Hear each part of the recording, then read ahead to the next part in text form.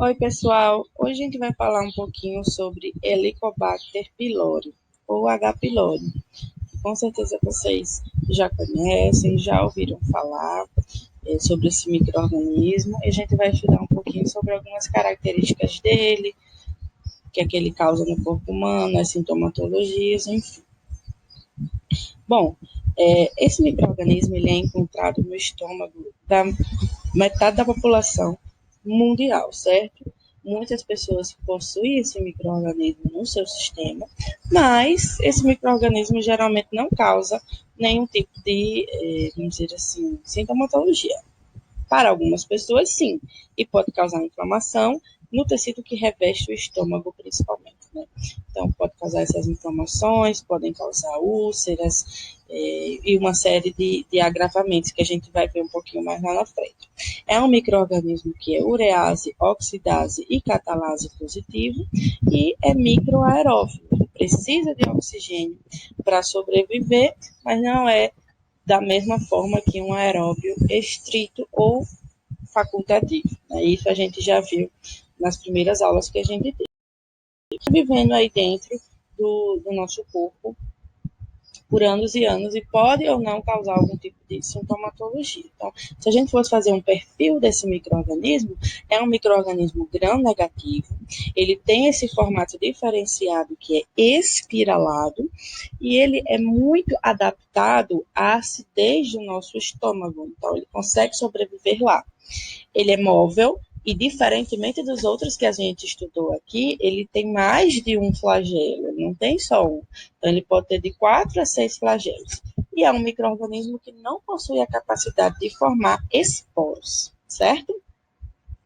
Como é que a gente se contamina com esse micro-organismo? Tem algumas formas de contaminação: fecal-oral, gastro-oral ou oral-oral. Então, você pode se contaminar com esse micro-organismo através de um beijo ou também através de outras práticas e práticas sem higiene, né?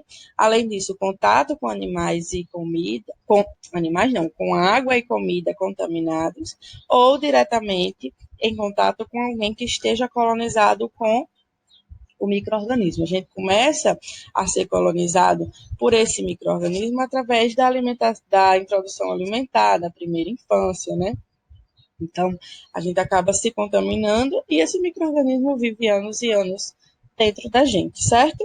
Tem uma fácil contaminação por hábitos simples do nosso dia a dia, como comer, como beber, enfim, se relacionar com as outras pessoas.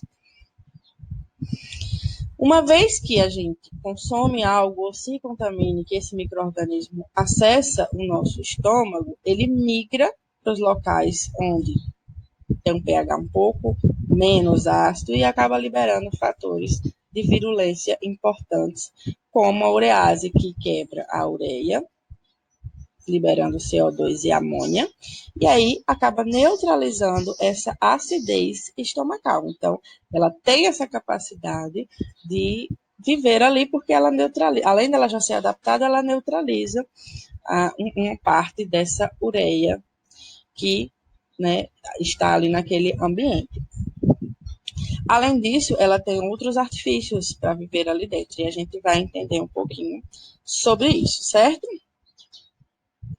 Quais são os outros fatores de virulência que ela possui? Existe essa exotoxina, que está relacionada com esse gene VACA, e existe essa outra toxina que está relacionada com o gene CAGA. Quando vocês forem estudar sobre essa bactéria nos livros, vocês vão ver, sempre na literatura tem falando um pouquinho sobre esse. Então, são toxinas importantes. Essa primeira, a toxina vacuolítica, né, entre aspas, causa morte das células epiteliais, provoca úlceras, que é uma característica desse micro-organismo, é provocar essas úlceras, e essa outra citotoxina associada ao gene A, ou CAGA, interfere no tecido epitelial, principalmente na junção célula-célula dessas células epiteliais, e induz uma resposta inflamatória importante que pode gerar a gastrite. Então, são de formas, as infecções crônicas que são as mais, vamos dizer assim,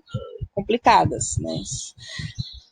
Porque pode causar tanto adenocarcinoma quanto linfoma malte, né? que está associado ao tecido linfóide associado à mucosa. Então, essas infecções crônicas mais graves são aquelas em que a gente tem que ter um pouco mais de cuidado. Então, é uma pessoa que já tem úlcera, é uma pessoa que já sofre de gastrite.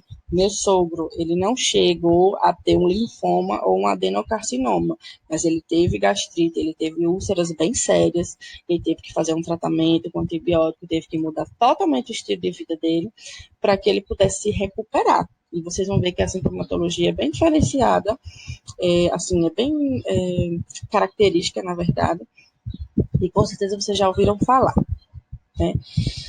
Ocorre inflamação, né? E essa inflamação estimula as células G a secretar gastrina, e as células parietais produzem ácido clorídrico. Então, tudo isso, como somatório, acaba gerando quadros de gastrite antral, gastrite que chama corpo dependente, formam essas úlceras gástricas, pode obstruir essa passagem aqui, como está indicado na figura, e pode causar úlceras profundas também. Essas úlceras mais profundas, que não são tão superficiais, elas podem causar danos aos vasos sanguíneos, e aí ocorre sangramento, e aí a gente tem algumas sintomatologias que indicam que se está havendo sangramento ou não dessas úlceras, certo?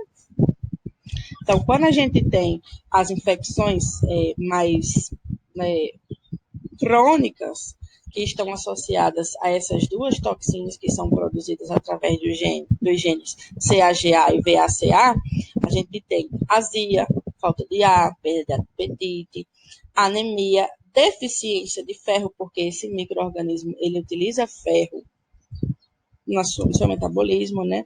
Dor no abdômen e erosão nos vasos sanguíneos, causando vômito e fezes sanguinolentas. Então, é bem característico esses sintomas de fezes sanguinolentas, uma fezes bem escurecida. Porém, a maioria das pessoas não apresenta sintomas e esses micro-organismos fazem parte da ecologia microbiana daquela pessoa. Então, isso pode acontecer ou não. Não é porque você tem H. pylori que você já está sentenciado a ter um câncer, a ter uma úlcera. Mas isso pode acontecer, então é importante cuidar. Principalmente se você já tem um histórico na família, enfim. Isso a gente vai ver um pouquinho mais à frente. Então, como é que se faz os diagnósticos? Existem formas diferentes de diagnosticar, né, que a gente pode utilizar como um somatório para fechar o diagnóstico. Então, tem os testes de antígenos fecais, os títulos de sangue, teste da urease, que é como se fosse um teste do bafômetro, como há aquela quebra lá no início que a gente falou de ureia, liberação de CO2, então é feita a contagem desse CO2 e marcação desse CO2. Então, a pessoa sopra, toma primeiro toma como se fosse um marcador, e aí depois de um tempinho sopra para ver se há ou não maior produção de CO2, né? Se houver maior produção de CO2, é um indicativo de que essa ureia está sendo quebrada, blá, blá, blá. Então, é bem como se fosse um teste de bafômetro mesmo. Pode ver através de endoscopia e cultura microbiana da biópsia gástrica, né? Então, tudo isso pode ajudar a fechar o diagnóstico. Quando não há sintomas, não é realizado nenhum tratamento, certo?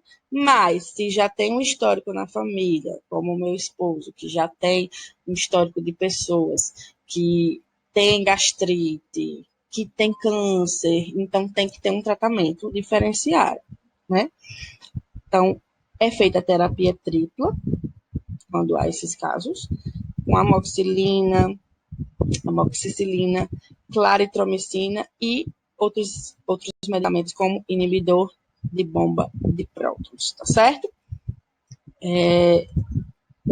Esse foi o nosso Helicobacter pylori, essa foi a nossa aulinha, eu espero que vocês tenham gostado. Se eu deixei alguma coisa passar, se vocês estão com alguma dúvida, podem entrar em contato comigo através do e-mail, através do fórum, enfim, não deixe de interagir lá no fórum e nem de responder as perguntinhas, tá certo? Um grande abraço e até a próxima aula.